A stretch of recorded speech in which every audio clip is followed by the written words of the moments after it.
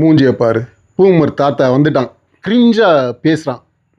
என்னை பார்த்த உடனே உங்களுக்கு அப்படியெல்லாம் தோணும். நிறைய காமெண்ட்ஸ்லாம் அது மாதிரி தான் பண்ணியிருக்கிறீங்க. It's okay. இந்த மாதிரி பேசுறது, தோற்றத்தை வச்சு ஒருத்தருடைய பண்பை எடை போடுவது, அல்லது ஒருவருடைய பின்புலத்தை வைத்து அவருடைய பண்பை எடை போடுவது, இது எதுவுமே வேலைக்கு ஆகாதுங்க. அது எல்லாமே முரணா போயிடுது. ஒருத்தன் நல்லா இருக்கிறான், நம்ம வடிவேல் ஜோக்கு இருக்குது இல்லை, அதாவது அவன் வெள்ளையா இருக்கான்டா, பொய் சொல்ல மாட்டான்டா அப்படின்றது. சினிமாவில் வர்ற வில்லன் எல்லாம் பாருங்க, எல்லாமே கருப்பாக இருப்பான், நம்மளை மாதிரியே இருப்பான், என்ன மாதிரியே இருப்பான். வில்லன் எல்லாம் அப்படி. திருடன் அப்படின்னா அப்படித்தான் இருக்கும்.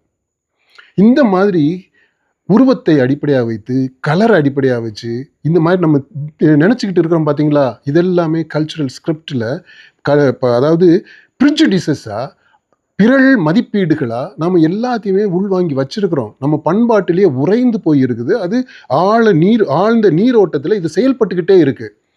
இது படித்தவங்க படிக்காதவங்க எல்லார்ட்டையுமே இருக்கு. நம்ம நீதிமன்ற தீர்ப்புகளை எடுத்துக்கோங்க, அதுலேயுமே இருக்கு. கீழே வெண்மணி தீர்ப்புல இருந்து இங்கே பராரியா கேஸ் வடநாட்டில், அது வரைக்கும் நீங்கள் எடுத்து பாருங்க. நீதிமன்றங்களே இந்த மாதிரியான ப்ரிஜுடிசஸுக்கு பண்பாட்டு ரீதியாக முன்முடிவு செய்து வச்சிருக்கிறது. இவங்க இப்படிப்பட்டவங்க, இவங்க இப்படிப்பட்டவங்கன்னு ஸ்டீரியோ டைப் பண்ணி கிளீஷேயா வச்சிருக்கிறது.